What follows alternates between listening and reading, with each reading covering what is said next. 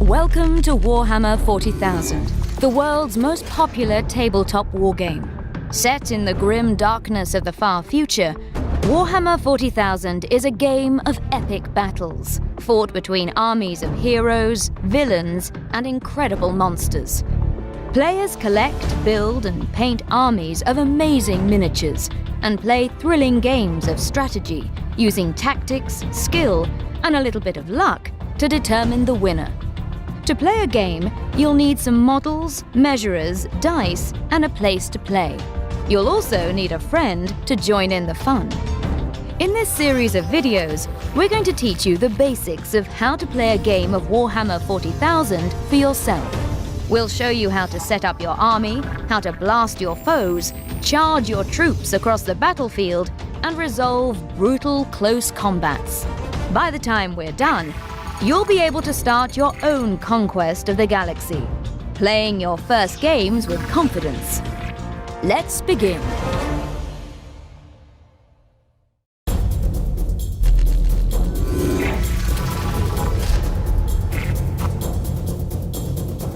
If you've never played Warhammer 40,000 before, there are a few things you should know before you get started.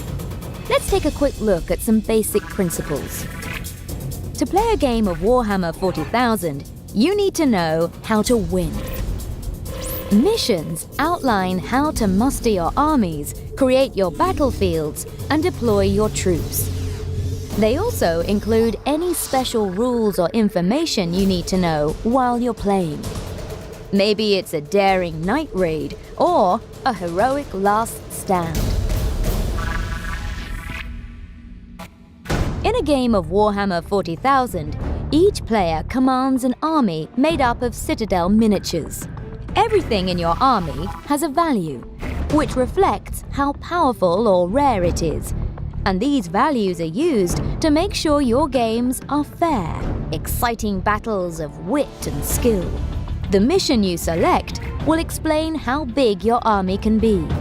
You'll also want to know about units. An army is made up of lots of different units. All models in Warhammer 40,000 move and fight in the game as units. A unit might be a squad of soldiers, a tank, a monster, or maybe a powerful hero. If a unit consists of multiple models, then all the models in that unit will move and fight together. Make sure every model in a unit is within 2 inches of another model from the same unit at all times, in an unbroken chain, like so. This is called unit coherency. As we go through this How to Play guide, we'll explain more about units. But for now, it's important to remember 2 things. 1. All units in your army are friendly units. 2. All units in your opponent's army are enemy units. Every unit in Warhammer 40,000 has its own datasheet. These are handy guides that contain all the information you'll need to use those models in your games. A datasheet tells you everything you need to know, from how fast your units move to how brave they are and the power of their weapons. As you watch these videos and learn how to play Warhammer 40,000, we'll break the datasheets down for you and explain everything that's on them. As we learn how to move our units, fire their weapons, and fight with them in close combat, we'll refer back to the datasheet for more information. Battles have to happen somewhere, and in Warhammer 40,000, we call that place the battlefield. Makes sense, right? The mission you've chosen to play will outline the basics of your battlefield, but they all have a couple of things in common. Battlefields are rectangular in shape, so they fit on most tabletop spaces. They should have some terrain features to give your models some cover from the enemy and add tactical depth to your games. In these videos, we'll only be going over the basics of terrain.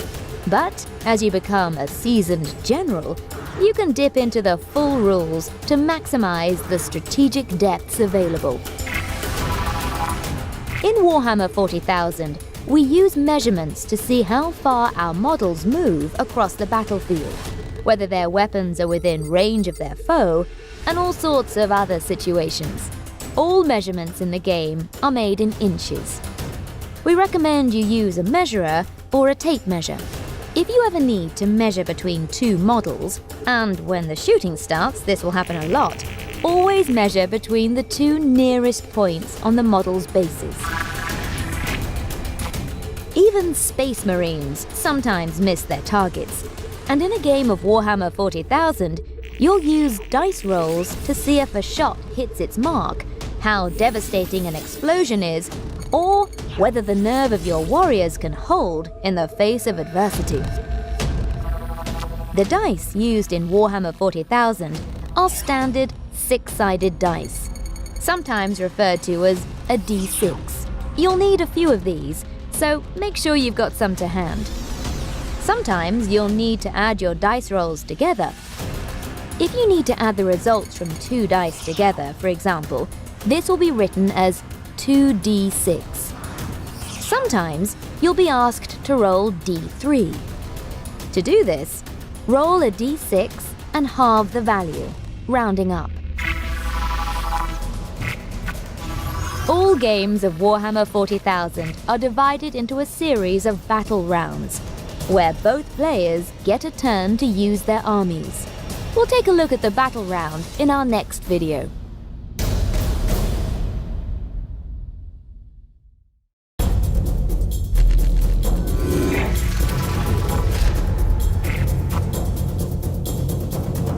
A game of Warhammer 40,000 is played in a series of battle rounds. In a battle round, both players take a turn. Each player's turn is divided into 7 phases, each of which will be covered by their own video. Your mission will tell you which player goes first in each battle round, and when they've completed all their actions, the other player then takes their turn. The phases are 1. Command phase, where both players muster strategic resources and use tactical abilities. 2. Movement phase, where your units maneuver across the battlefield. 3. Psychic phase, where your psychers unleash powerful mental abilities. 4. Shooting phase, where your units fire deadly ranged weapons at the foe. 5. Charge phase, where your units storm into combat with the enemy. 6. Fight phase, where both players' units pile in and attack with melee weapons. 7. Morale phase. Both players test the courage of their surviving units. When one player has completed all the phases in their turn, their opponent's turn begins. When both players have taken a full turn, the battle round is complete and a new battle round begins. This continues until the mission ends and one player is victorious.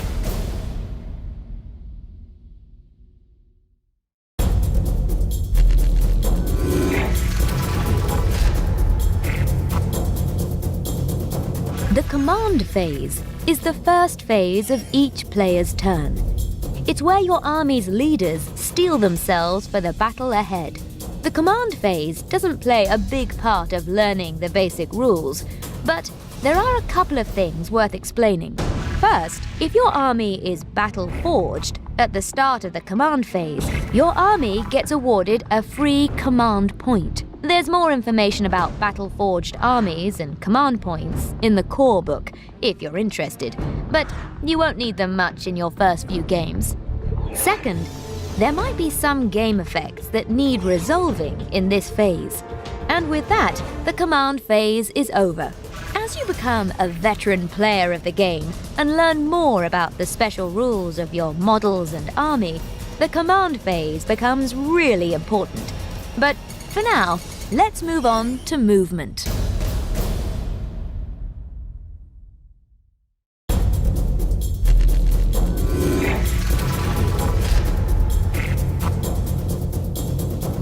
The movement phase is where you move your units around the battlefield, jockeying for position, preparing ambushes, and seizing objectives.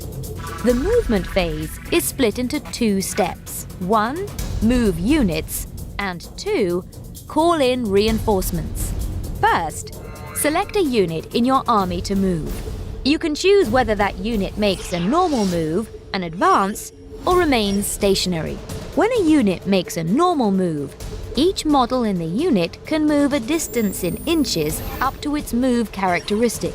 You'll find the move characteristic on the unit's datasheet. When a unit makes an advance, roll a d6. Add the result in inches to the unit's move characteristic until the end of that movement phase. As you can see, advancing lets your models cover more ground. But that extra speed comes at a cost. Units that advance cannot normally shoot or charge later in the same turn. You don't have to move all your units. You can choose to remain stationary with any units you want. Perfect if you're already holding a great position. There are a few important things to know when moving your units. The first is unit coherency.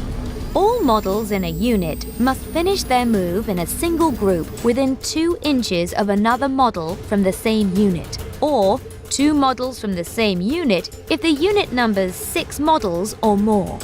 The second is engagement range. This represents the zone of threat that models present to their enemies. When making a normal move or an advance, no model can be moved within 1 inch of any enemy unit. This is known as the engagement range. Third, models can't normally move over other models. And fourth, most models can't move off the edge of the battlefield. When you've finished moving all the models in a unit, select the next unit in your army you want to move and repeat the process until you've moved all the units you want to. It's worth mentioning that there is a final option you can choose when selecting your units in the movement phase. You can choose for them to fall back, allowing them to retreat out of close combat. Units which do this are subject to the same restrictions as those who advanced, but for now, we'll skip this rule. It's definitely worth looking up when you've played a few games. Some units have rules that allow them to start the battle as reinforcements.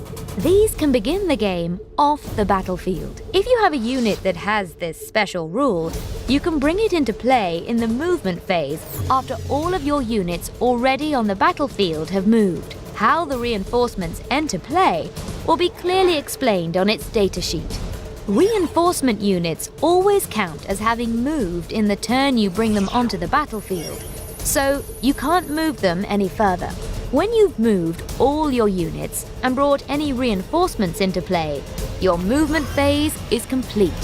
It's time for the psychic phase.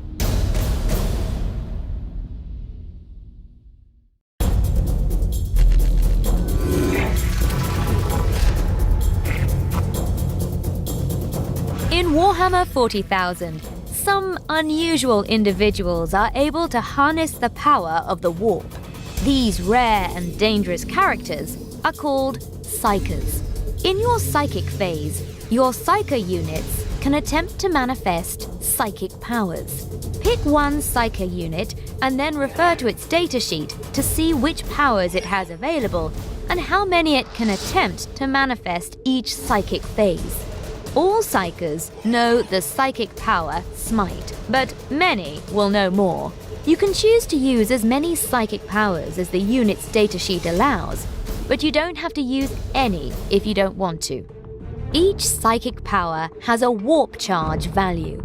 The higher this value, the harder it is to manifest, and the more powerful it will be. Smite's warp charge value is 5. With your psyker and power chosen, make a psychic test to manifest the power.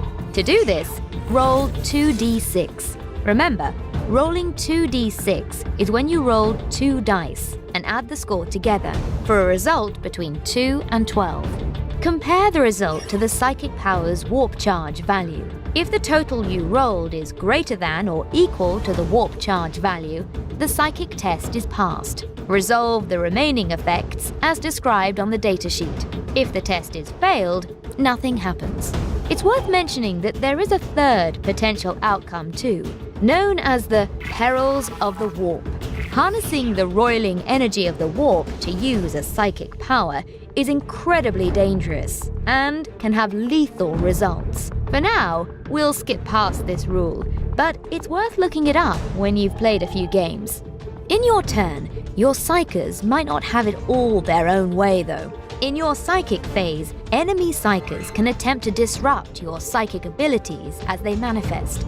If an enemy psyker is within 24 inches of your selected psyker unit, they may attempt a Deny the Witch test by rolling 2d6. If the total is greater than the result of your psychic test, your power is denied and has no effect. Only one attempt can be made to deny each psychic power, and each psyker can only attempt one Deny the Witch test per turn.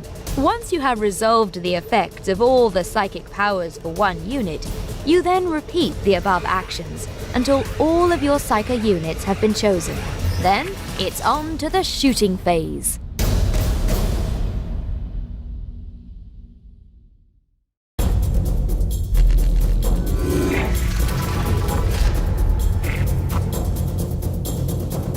The shooting phase is where the bullets start to fly, as your army unleashes devastating salvos upon the enemy. Here, all your units with guns, missiles, cannons and more get to fire their weapons.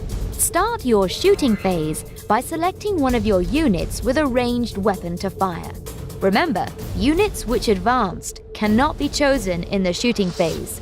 Check the datasheet to see what weapons your unit has and to see their ranges.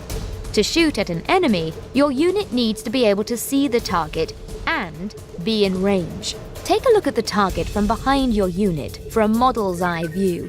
If they can see the foe, check if you're in range by measuring a direct line between your unit and its target. If the distance is equal or less than the weapon's range value, you're able to fire. If not, see if there are any other targets you can shoot instead. Some units have more than one weapon available. A unit can fire all its weapons at the same target, or fire the different weapons at different targets. You are free to choose. Don't worry if some weapons in a unit are out of range. You can still shoot with all the weapons which are. With your target and weapons chosen, it's time to see if your shots find their mark. This is called making attacks. Making attacks has 5 steps, which you complete in order. 1. Hit roll. When a model makes an attack, make one hit roll for that attack by rolling a d6 and compare the result to the attacker's ballistic skill, sometimes written as BS, on their datasheet. Here, you can see that a Necron warrior has a ballistic skill of 3+. That means that any hit roll of a 3 or more is successful. Proceed to the next step. A roll of a 6 is always a success. If the roll is unsuccessful, the attack has failed and stops here. 2. Wound roll. Each time an attack scores a hit on the target, make a wound roll for that attack. Roll a d6 and compare the result to the wound roll table shown here. To use this table, you need to know the strength of the attacking weapon and the toughness of the target. Compare them using this table to see what score your wound roll needs to be successful. A wound roll of a 6 is always a success. Comparing a Necron's Gauss Flayer to a Space Marine's toughness, we see that the Necron player needs to roll a 4 or more to wound. If your wound roll is successful, proceed to the next step. Otherwise, the shot has had no effect and stops here. 3. Allocate attack. If the attack successfully wounds, the player controlling the target unit selects one model in the unit. This model will need to make a saving throw in the next step. If a model in the target unit has already lost any wounds earlier in the game, even in this same phase, it must be selected first. 4. Saving throw. The player commanding the target unit makes a saving throw by rolling a d6. Compare this result to the target unit's save characteristic as shown on the datasheet. Some weapons are so powerful that they blast through armor with ease. This is represented with a modifier known as armor penetration, or AP. A Gauss flare has AP -1, so when you have a saving throw after being hit, you reduce the amount you roll by 1. As you've just seen, this Necron warrior with a Gauss flare successfully hit and wounded a Space Marine assault intercessor. The Space Marine player rolled a d6 and got a 3. Normally, this would be a success. But because you now subtract 1 from the roll due to AP, it goes down to a 2, which means the saving throw has failed. If the saving throw had been successful, the target's armor would have protected them, and the attack sequence would end. Since the saving throw failed, thanks to AP, proceed to step 5. 5. Inflict damage. The player controlling the target unit now resolves the damage caused by the firing weapon. The model chosen in step 3 loses 1 wound for each point of damage listed in the weapon's profile. If a model is reduced to 0 or fewer wounds, it is destroyed. Remove it from the battlefield. If a model loses several wounds from an attack and is removed, any excess damage inflicted by that attack is lost and has no effect. The Necron warrior's Gauss flare has a damage of 1, and our assault intercessor has 2 wounds, so he lives to fight another day. Make a note that the chosen Space Marine has 1 wound remaining. If you want, you can use a visual reminder, such as placing a token or a dice next to him, with the 1 facing upward. Once all this is done, the attack is complete and you are free to make the next attack with your unit until you have attacked with all the models in it. Then, select your next unit and repeat the same steps until you have attacked with every unit in your army that you want to. Making multiple attacks together. As you get more experienced with the game and your army grows, you might want to speed up your gameplay by making multiple attacks at the same time. This is really easy to do. In step 1 of the attack sequence, simply count the number of models of the same type with the same weapon and make all their attack rolls together. This also applies to wound rolls. Your opponent can then allocate the successful wounds one at a time, making saving throws and suffering damage as appropriate. This makes the game play faster and more smoothly. Special rules. Some types of armor and force fields are so effective that their saving throw is never modified or cancelled. These are called invulnerable saves. Similarly, there are some attacks so powerful that they ignore saving throws and invulnerable saves completely and inflict what are known as mortal wounds. There are even some warriors in the galaxy who have the ability to shrug off wounds they receive. Ranged weapon types. Of course, in a galaxy this big and violent, there are lots of incredible weapons out there. Many weapons in the game have special rules of their own, from ones that fire huge gouts of flame or acid, to bombards that launch shells high across the battlefield, and many more. You'll find each of these is explained along with the weapon's profile on the unit status sheet. Part of the fun of Warhammer 40,000 is learning how to use them to best effect in your games. But for now, don't worry about them. As you become more experienced at Warhammer 40,000, you'll want to look up these advanced rules to see how they affect your games. Next up, the charge phase.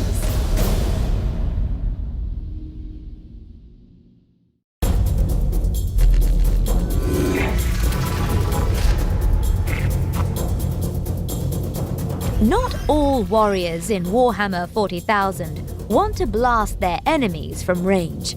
Some would much rather charge into the fray and deal with their foe up close and personal. In the charge phase, it's time to hurl your warriors into action. Start your charge phase by selecting an eligible unit from your army that you want to move into close combat with the enemy. An eligible unit is one which is within 12 inches of any enemy units. Models which advance this turn or are within the engagement range of an enemy unit are not eligible. Once you have chosen an eligible unit you wish to charge with, you must select an enemy unit within 12 inches as the target of the charge. Make a charge roll by rolling 2d6. This is the maximum number of inches each model in your unit can move during the charge. To make a charge move, the unit's charge roll must be sufficient to end their move within the engagement range of their target and remain within unit coherency. You can't move your charging models within the engagement range of an enemy unit which isn't the target of your charge. If your charging unit can do all these things, then the charge is successful and you can move your models into combat with their target unit, like so. If not, then the charge fails and no models in the charging unit can move this phase. Heroic interventions. There's one more thing that can happen in the charge phase that we should cover, known as a heroic intervention. This represents when a nearby hero intervenes to join its allies in the fight.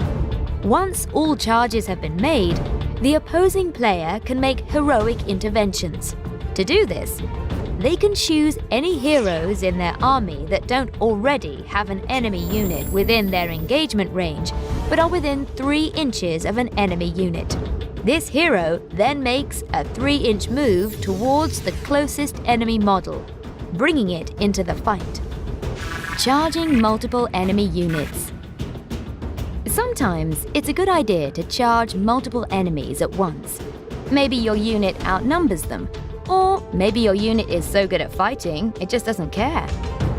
Either way, to do this, simply declare all the units you wish to charge as the target of your charge move.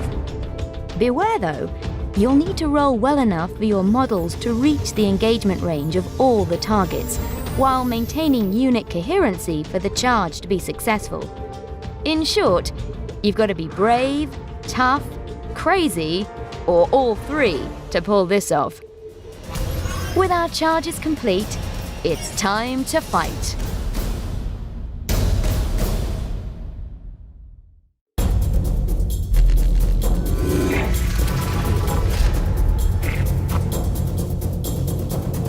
Your warriors have successfully charged into the enemy ranks, weapons at the ready. Now, it's time to finish the job. The fight phase is where brutal melee combat takes place and your units battle for survival. In the fight phase, all units within the engagement range of an enemy unit make attacks. Units that made a charge move this turn fight first in the fight phase. Once charging units have resolved their fights, players then alternate choosing eligible units to fight, starting with a player whose turn is not taking place. If neither player has any eligible units remaining, the fight phase ends. This is common in the opening turns of a game of Warhammer 40,000. In fact, you can often skip straight past the fight phase in the first turn. It's important to note though, if one player runs out of eligible units to fight with, the opposing player can still fight with their remaining units one at a time. When you select a unit to fight, there are 3 steps. 1. Pile in. The first thing the chosen unit does when it's selected to fight is pile in. If you choose to pile in, each model moves up to 3 inches and must finish its pile-in move closer to the nearest enemy model. A model that is already touching an enemy model cannot move. Remember, a unit must finish any type of move within unit coherency. 2. Make close combat attacks. To make close combat attacks, work out how many models can fight and how many attacks they will make. Models within engagement range of an enemy unit, or within half an inch of another model from their own unit that is within half an inch of an enemy model, can fight. When a model fights, it will make a number of attacks. This is determined by the attack's characteristic found on their datasheet. As you can see here, a Necron warrior has 1 attack. Now you know who's able to fight and how many attacks they have, you're ready to select their targets.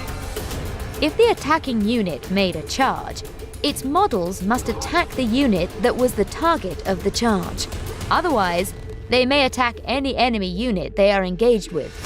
When a unit makes a close combat attack, it must do so using a melee weapon.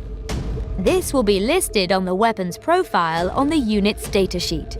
If a unit doesn't have a melee weapon listed, don't worry. It will use this close combat weapon profile.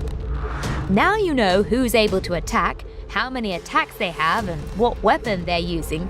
You can resolve your close combat attacks following the same 5 steps listed in the shooting phase video. These are hit roll, wound roll, allocate attacks, saving throw, and inflict damage. The only difference is you use your model's weapon skill, or WS, instead of their ballistic skill when making your hit rolls. 3.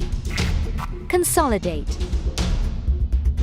After you've made all of your attacks, the final thing your unit can do is consolidate. You may move each model in the unit up to 3 inches. This is a consolidation move. Just like when piling in, each model must finish its consolidation move closer to the nearest enemy model. A model that's already touching an enemy model cannot move, but still counts as having consolidated. As ever, unit coherency must be maintained when this move is complete. Special close combat weapons. The 41st millennium is a place of staggering brutality, with a number of weapons to match it. Many models have arcane and deadly weapons with their own special rules, from blades dripping with deadly neurotoxins to demonic weapons and more. Each of these will have its rules explained clearly on the unit's datasheet. And with that, you've learned the basics of the fight phase. Want to see what happens when a unit starts suffering casualties and its nerve wavers? Let's find out in the morale phase.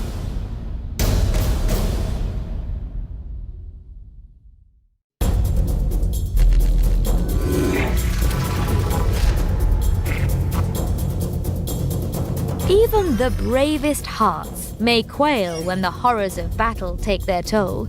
In the morale phase, both players test to see if their warriors are brave enough to stay in the fight when the going gets tough. The morale phase is split into 2 steps: making morale tests and checking unit coherency. In the morale phase, every unit that has had 1 or more models destroyed during the turn must take a morale test. Starting with the player whose turn is taking place, both players alternate selecting a unit from their army which had models destroyed this turn. That unit then takes a morale test. If one player has no more units left needing morale tests, their opponent continues taking morale tests for their remaining units one at a time. To take a morale test, roll a d6 and add the number of models from the unit that were destroyed this turn. If the result is equal to or lower than the highest leadership characteristic in the unit, the morale test is passed and nothing else happens. An unmodified roll of a 1 is always a pass, regardless of the total result. If the result exceeds the unit's highest leadership characteristic, the morale test is failed, and 1 model flees the unit. The player making the test decides which model flees. It is removed from play and counts as having been destroyed. The remaining models must then take combat attrition tests. To take a combat attrition test, roll a d6 for each remaining model in the unit. Then, subtract 1 from each roll if the unit is below half its starting model count. For each result of a 1, another model flees. The controlling player chooses which models to remove, and they count as destroyed. So, to recap, this unit of 10 Necron warriors lost 6 models to shooting. then 1 model for failing its morale test, and a further 2 models from combat attrition, leaving only 1 Necron warrior in the unit. Unit coherency checks. Remember how we've mentioned throughout these videos that it's important to keep the models within your units in unit coherency? Well, sometimes the effects of psychic powers, shooting, close combat, and the morale phase can cause units to lose coherency. And that's bad news. This brings us to the second step of the morale phase. After all morale tests have been made, each player now checks to see if their units have maintained unit coherency. Any models that have become separated from the unit are removed one at a time, until only a single group of models from that unit remains in play. The removed models count as having been destroyed. As you can imagine, this can be quite devastating for your force, so always be careful when you're allocating attacks to your models. Finally, as you play more games of Warhammer 40,000 and your army expands, you may end up with some special rules that trigger when a particular model is destroyed. It is important to note that models removed from the battlefield because of morale tests, combat attrition, or unit coherency checks do not trigger these special rules. Once these steps are completed, the player's turn is over. If their opponent hasn't had their turn yet, they now begin with their own command phase. If they have, the battle round is over and a new battle round begins. You've now learned the basics of how to play Warhammer 40,000. A galaxy of warfare awaits.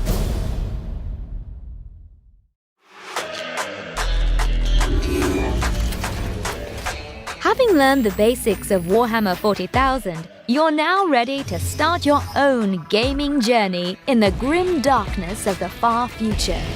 If you don't already have a collection of models to play with, the best way to start your Warhammer 40,000 hobby is with a copy of Warhammer 40,000 Command Edition. This incredible boxed game includes 2 stunning collections of Citadel miniatures, 1 force each of Space Marines and Necrons. Not only that, but you'll find a Warhammer 40,000 rulebook loaded with all the rules you need to play. There's also the Command Manual, which presents 6 easy-to-play missions to help you learn the rules as you go along, and a reference card that contains all the datasheets for your models. Not only that, but the Command Edition of Warhammer 40,000 includes awesome terrain pieces and a battlefield gaming board to make your games look and feel amazing, along with all the dice and measurers you need to get started. There's never been a better time to get started with Warhammer 40,000.